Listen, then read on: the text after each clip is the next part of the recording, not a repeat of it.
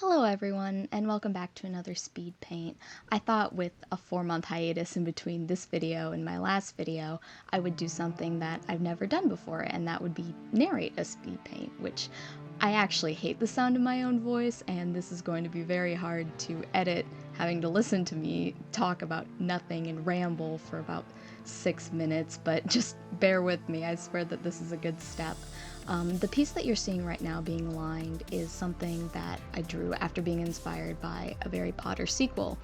The song Those Voices, which talks about Harry looking into the mirror of Erised and seeing his parents, with this beautiful, haunting song that has been stuck in my head for weeks, if I'm being honest. And I thought, with something that powerful, I'm gonna make it all about me. So I drew a couple of my own characters for my books. This is Ron and his parents, Jack and Elena, and the lining right now is pretty simple. I feel like you don't forget how to pick up a pencil, and I will have more to say as we go into the coloring, but I really did have fun with this one, as evidenced by the sketch going up on my Instagram and the fully colored piece coming out just a couple days later, because once I get inspired, I really can't stop. So as you can see, there's my reference image for Ron, and he's actually the only character that I had reference images readily available for, since I draw him so often.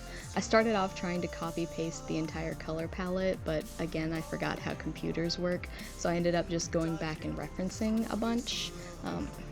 And right now you can see me struggling with the brushes because I forget what brushes I use where. I actually use a lot for all the different textures, and going back into this, I completely forgot which was which.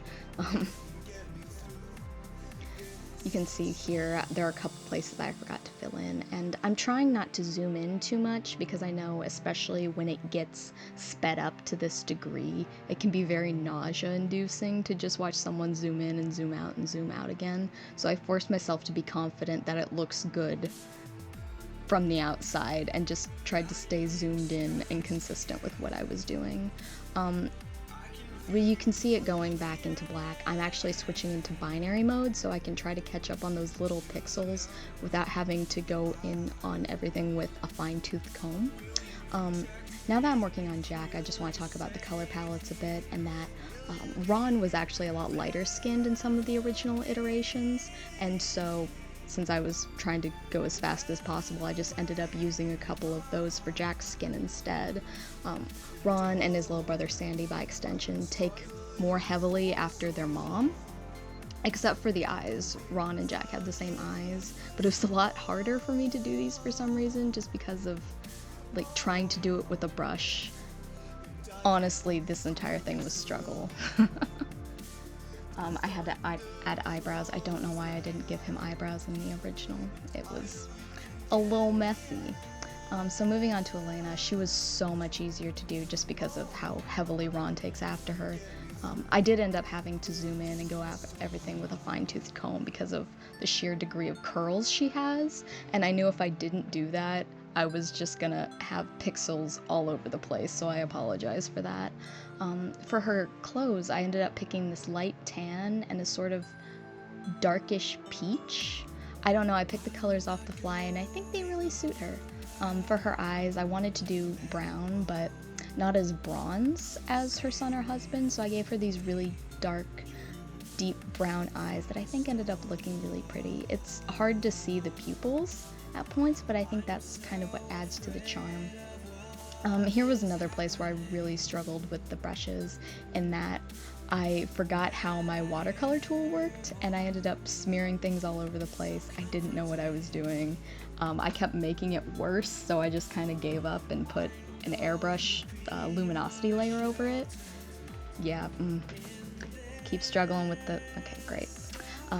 Finally, when I was working on the background, originally I wanted to put the frame of the mirror in the foreground, but then I decided that was too much work and I didn't want to do that, so I just decided to go ham on the layers effects instead, and give Ron these like ghostly, unearthly teals kind of framing him, as well as these heavy shadows. And originally I wasn't selecting any layers or anything. When I was shading it in, I was kind of just going off the seat of my pants, and thank God that I stopped doing that because I was making things way too hard on myself.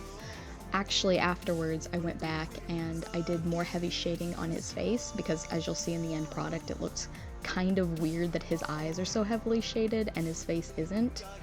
Here you can see me going in with the airbrush tool and trying to add this second layer of glow, which did not work. I could tell from the second I put it on, I'm like, oh, that's not gonna work. So I just decided to add that to his parents instead, and when that didn't work, I decided to lower the opacity on both of them. Here you can see me going into the background. I didn't really have anything planned, but I realized it would look weird if I just had some sort of just block color, so I added in something really quickly of just some windows in a hallway to kind of emanate that like castle Hogwarts feel. And I really didn't try on it at all, and to cover up the fact that I didn't try on it at all, I just darkened the background so you could see the shapes but not really the details. And I think that worked out for me, honestly. I really do like the end result. Thank you guys so much for watching. If you'd like to follow me on any social medias, they should be available on the screen right now. Thank you for taking 6.5 minutes out of your day to watch me draw, and have a good one.